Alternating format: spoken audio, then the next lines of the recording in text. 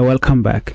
In the first part of our report, we discussed Professor Peter Adwok call for political leaders to focus on development instead of competing only for government positions.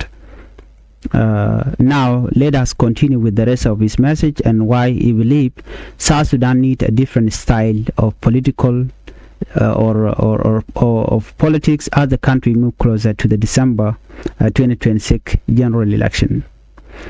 During his speech in Juba, Professor Nyaba also spoke about the importance of national unity. He said that South Sudan has experienced many years of conflict and political disagreement. Because of this story, he believes the country needs leaders who can bring people together instead of creating more division. According to Professor Nyaba, politics should not separate communities. Instead, it should help citizens work together to solve national problems. He expressed concern that political competition sometimes creates tension among different communities. In his view, this can weaken trust between citizens and make it harder to build a peaceful country. Professor Nyaba encouraged political leaders to avoid language or action that could increase division. He said leaders should respect every community and remember that they all belong to one nation. He also directed part of his message to the younger generation. Professor Nyaba said today young politicians have an important responsibility. He encouraged them to think carefully about the future they want to build for South Sudan. According to him, leadership should not only be about winning election or holding high office, it should also be about serving the people honestly and responsibly. He said young leaders should avoid becoming divided by tribal politics or personal rivalries. And instead, they should work together to address the country's biggest challenges. These challenges include unemployment, poverty, weak public services, limited educational opportunities, healthcare shortage, and economic difficulties affecting many families across South Sudan. Professor Nyaba believed that solving these problems requires cooperation rather than constant political conflict. He reminded young leaders that future generations will judge them not only by the position they held, but also by the positive changes they brought to the country. One of the main points in Professor Nyaba's speech was that leadership should be measured by result. He believed citizens care most about improvement in their daily life. Families want better school for their children, farmers want better road to transport their products, young people want employment opportunities, patients want a hospital with enough medicines and trained health workers.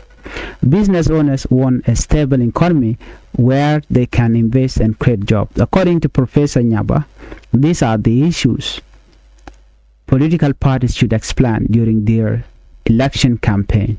And instead of making general promises, he encouraged leaders to present detailed plan that voters can understand. This, he said, would allow citizens to compare different political parties based on their ideas instead of only their political influence. Professor Nyaba delivered his remark during the signing of an important document known as the Declaration of Essential Principles.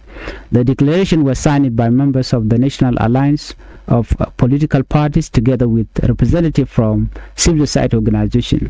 The purpose of the declaration is to encourage peaceful political competition before, during, and after the election. Those involved in the agreement express support for the rule of law and peaceful political dialogue.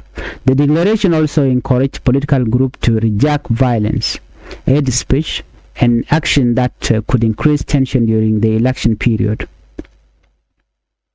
Another important goal is to create an environment where citizens can participate in election freely and without fear. Organizers hope that political parties will respect democratic principles, resolve disagreement through peaceful discussion rather than conflict.